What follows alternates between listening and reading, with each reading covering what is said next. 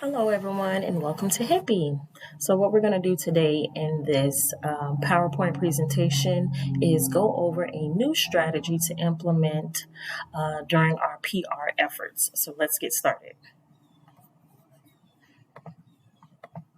So, a brief overview of what Hippie is. Hippie is the home instruction of parents of preschool youngsters. So we service parents that have children that are ages 2 through 4 years old. And this program is geared towards building that kindergarten readiness for the parents as well as for the children. So in our program, we are constantly striving for that bond to be connected between parent and child, which is why we do offer free curriculum and activities for parents to do these things at home with their children in a one-on-one setting.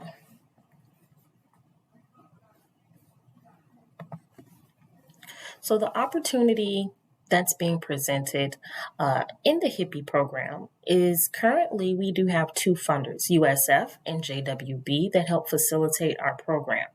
They both have their own separate program regulations, but they both meet in the middle as far as program expectations on delivering our methods as well as caseload sizes that we must stay in compliance with each and every year.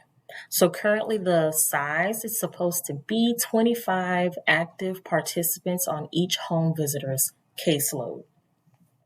Now, with that being said, our caseload sizes have decreased to about 61% significantly over the last 2 years, which brings forth the reviewing of all of our PR strategies that we use to market our program and also what we use to basically gain more awareness to what we do in the Hippie program. So in this piece of document, what you're going to see is the new MGRA, which is going to be the Model Guidance Requirements and Accreditation Manual. This is program expectation of each home visitor.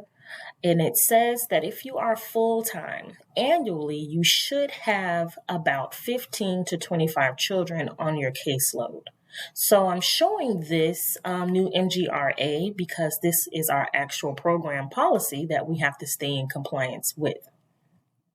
So this can be done by increasing the home visitor caseload size to maybe having at least 22 active participants with going into this new PR strategy. Some key success factors are going to be going towards targeted audiences, also planning recruitment efforts, continued communication between one another, also willing to network together as a team, and also most importantly, developing that elevator speech for our PR strategies. So basically, the things that you're going to say in order to capture someone's attention on what we do in our program, because this is very important in our PR strategies. An analysis of our alternatives. So collectively in this pie chart, you're going to see things that we have implemented before as far as recruitment. We have done public parks, we've done laundromats, we've done local malls, and we've also done community events. Now, if you look at our pie chart, community events takes the lead out of all the things that we do.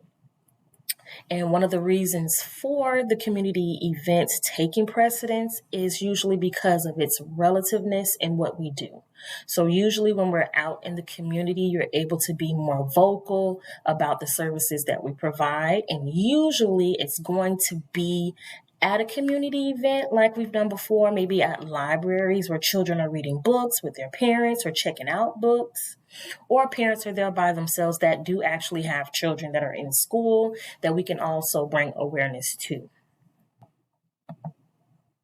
So a strategic option is going to be building PR through the community-based events. So this is most important because this outlines the presentation as going into those local elementary schools. So The key is to try to build a bridge between our local elementary schools that have pre-K and VPK programs, and those are typically going to be the children that are ages 2 through 4 that we're going to get, which is what we actually need for our program. So that's why this is an added benefit, is because you don't have to worry about the child meeting age requirements if this is the audience that we're going to target specifically.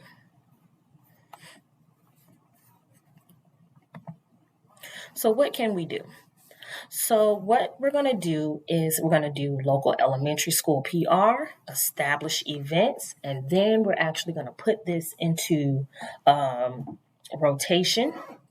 So when we start with the local elementary school PR, we're going to have our program director to meet by calling or setting up conferences with our local elementary schools that are going to be in our presumptive zip-coded areas. So these are going to be areas that we know without a shadow of a doubt we service. Once we get that established, we want to find out any local school events that are going to be happening and get approval to actually come out to the schools and do PR efforts where we can set up our tables, hand out flyers, and possibly start recruiting some new families. This is going to be done with 2 different assistant coordinators as well as home visitors that are going to be broken into 2 groups. And in these 2 groups, we're all going to be hitting different areas in those presumptive zip codes that we got pre-approval from, where we can actually come to schools, hand out flyers, or come to school events that may be taking place. What are the benefits? The benefits are going to be increase in public engagement, also increase in caseload size, and the ability to actively engage with other home visitors. The risks that we're going to be taking if we're not going to implement some PR strategies would be decrease in enrollment numbers, also not meeting program expectations, and no renewal of our program accreditation, which is a very key element in the whole scenario of things. Is we want to be accredited and we want to remain accredited. In order for this to happen, we have to meet program expectations of both USF and JWB. So if our caseload sizes are not where they should be, then we're going to be in jeopardy of a no renewal contract. So the final recommendation is going to be to build that current caseload size through implementing the PR strategies of local elementary schools so that we can remain in compliance with our new MGRA for accreditation. Thank you so much for your time and your attention. And if you have any questions, please feel free to reach out to me. Thank you.